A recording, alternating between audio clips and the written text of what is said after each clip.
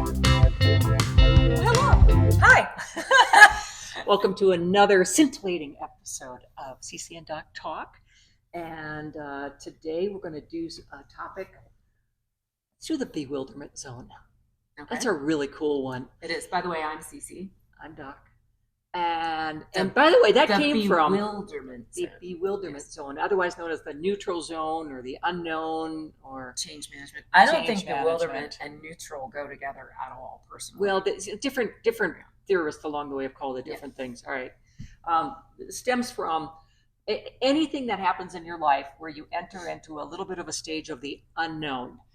So if there's, let's say, a change in jobs, or you start a new job, and you're not at the new normal yet, but you're in that state of bewilderment zone. You're figuring it out. You have a death in the family, or a death of a spouse or a loved one, which really rocks your world. Well, you're not going to get to a new beginning right away.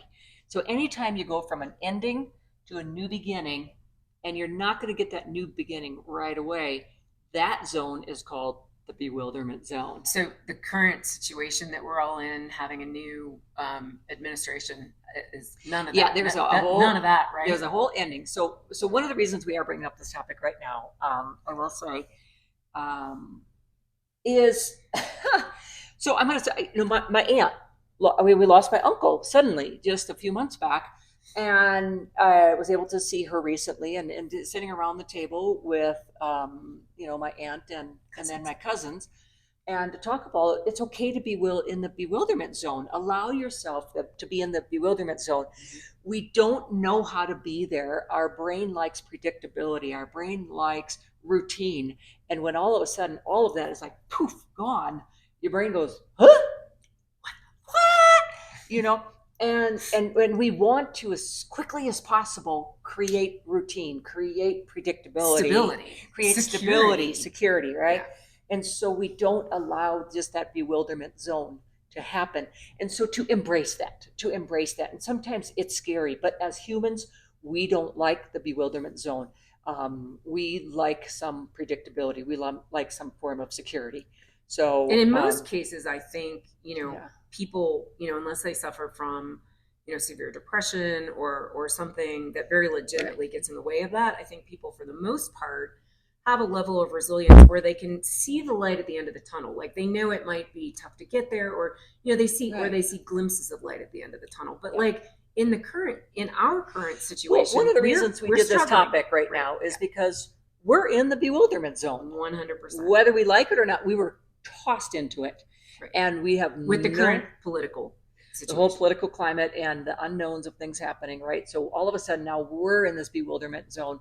We don't know what the new beginning will be. We don't know the impact of what these things will to all of us. And so we're all of a sudden in this little bewilderment zone going, what the hell? Right. I mean, how do we even dance? How do we, you can't even put together a plan of action because it's so unknown. There's so many unknowns, right? And so many things are out of our control. Right. Like we have no control. And sitting and waiting sitting and waiting also keeps you in the bewilderment zone. And like in the case of your aunt with grief, you can join a support group. You can, there are people who can help you. But in our case right now, one of the things that we're realizing is, we're, as I think most people are, relying on somebody else somewhere else at a level above us to be doing something about all these things and making us feel more secure. And that's not happening. Well, so that we don't have that security of feeling like, we're being taken care of, or somebody's looking out for our interests, or, so then it literally feels like we are on our own on an island. Well, you're on your own, and your fight, flight, and freeze have kicked in because, we don't know whether to fight, flight, or freeze right now. Right. And that's a whole other podcast. That's a different podcast. That's another good topic, right? And so I forget what I was going to say earlier. It was really brilliant.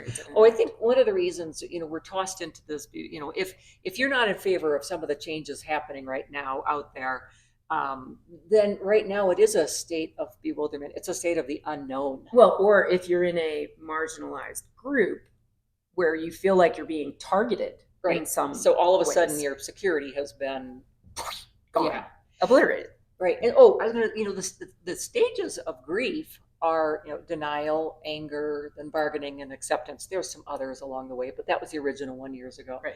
And so, again, if you're not in favor of what's happening right now, there was definitely denial. We're grieving. We're grieving. Yeah. Yeah, this is a grieving Yeah, process. we're grieving. There's denial. There's huge anger that's been happening. And and then now we try to get a little bit of that bargaining in. Well, maybe it won't be so bad, or maybe if we don't do the tariffs here and we just do the tariffs here, it won't be so bad. Or so now we're into this kind of bargaining. But we as are, people are trying as to people are trying to find we're trying to grasp some equilibrium in the of getting in the to crazy. of getting to the beginning. Almost like we're making shit up to make ourselves feel better about Right. what's happening. Right. And eventually, how do we get to acceptance? Well, we'll see what the fallout is Right. to be able to get to acceptance. Well, and I really think that, and sometimes this goes hand in hand with anger, but I think there's another stage in this particular grief process for a lot of us, which is fear. I think there's a tremendous amount of fear in the population, and I think there's a lot of underlying fear. And I think some days it's even hard to decide, am I angry or am I just really fearful? Well, I think for my future. When you're looking at emotions, anger and fear go hand in hand. They do. One is the emotion. I mean, one is a feeling and one's an emotion. Right. But they're hand in hand, right? So anger generates fear.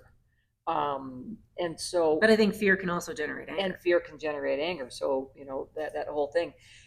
And sometimes you're just scared shitless and there's no anger about it. You just don't know where to go. No matter what it is, it's the freeze. Right. But no matter which one it is, it triggers your fight, flight, or freeze, right? So all of a sudden your body gets constricted. It doesn't breathe as easily. Physiological symptoms and disease sets in when you're in a prolonged state of that.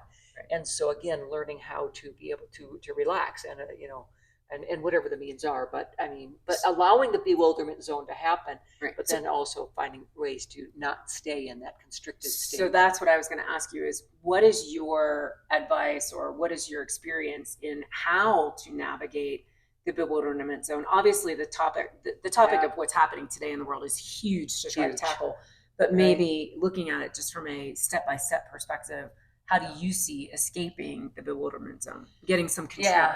Yeah, and unfortunately right now when so many things are out of your control, you can't escape the bewilderment zone. But what you can do is embrace the fact that we're in it. We're in this grieving process, but then also how do you find balance within your own world? And even if it's that bargaining piece, right? Because, if I do this, I can do that or whatever, or start to have a plan or whatever it is, just be aware. But the biggest thing I'm going to say is gratitude. If you can get a state of gratitude, I'm still here. I have a roof over my head. Even if it's pathetic, whatever. Grasp it as like, hey, I woke up today. I'm breathing. Whatever. Just find anything to have that sense of gratitude because it does relax the body just a little bit. That's what we're reading a book right now called Mind Over Medicine. It's the revised edition by Lissa Rankin, and she was saying that the opposite of fear isn't joy. It's gratitude. I think I said that right. I'm not positive, but and I think you're right about that.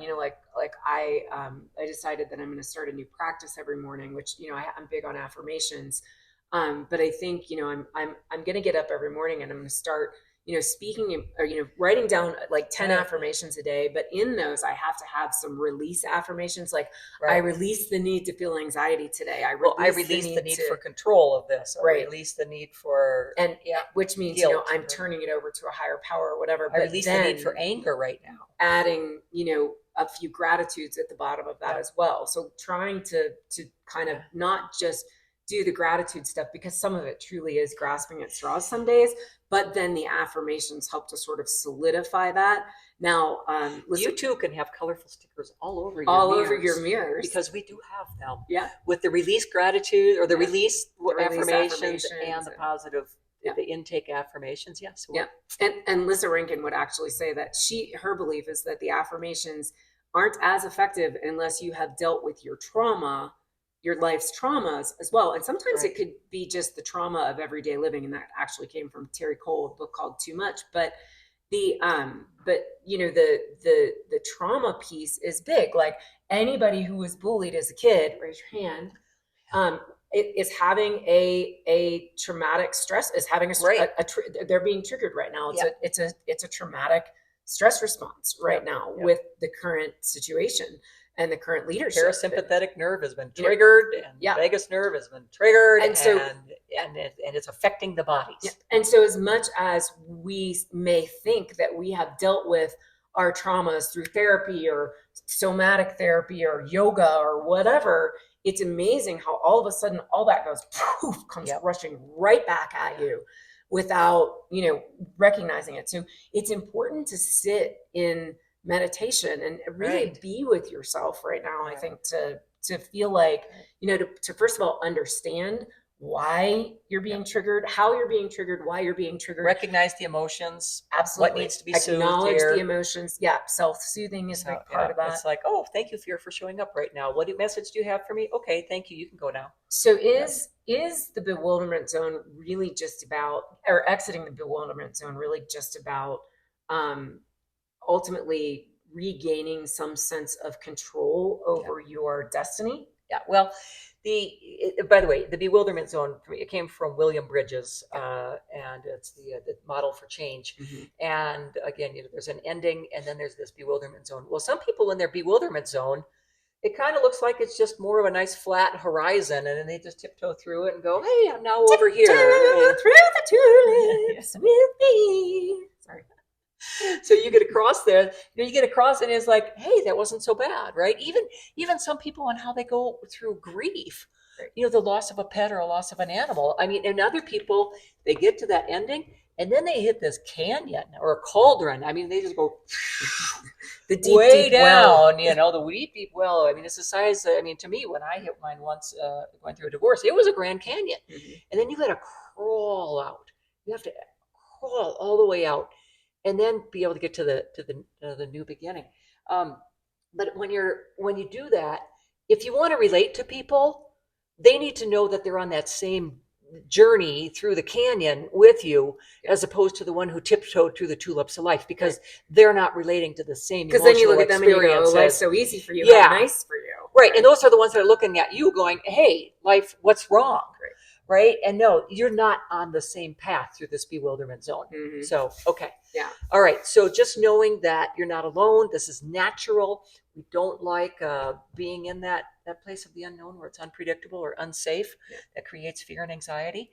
And yet you do have control over getting control of at least some of the emotions and the impact that it's having to the inside. And you can't just stop the bewilderment zone. The grieving process will happen no matter what. And so just allow yourself to go through it. Find the joy, find gratitude, appreciations, affirmations. Have I said enough? You have.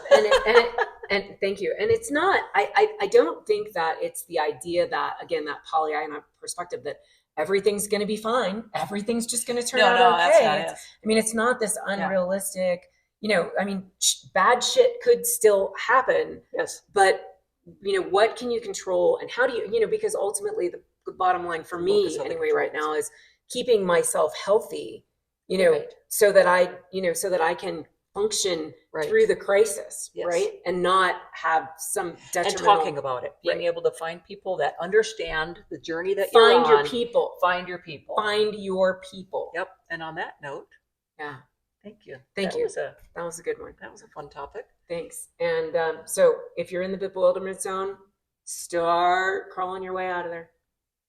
Or just get control. I mean, that journey through the canyon, it's long. Focus on what you can control and focus on your own. I'll end with saying, when I did my mental journey I actually have hiked the Grand Canyon more than once. If you remember it as just arduous and steep and hot, you did it wrong. So we're all going to get through this. And you just have to remember that this journey is not just arduous, steep, and hot, but to stop and take a look around and see the blue sky, see the clouds, see the raindrops, whatever it is. Stop and smell the roses and realize there's more to this journey than just what you think is steep and hot. Right now at this moment, most of us are still okay.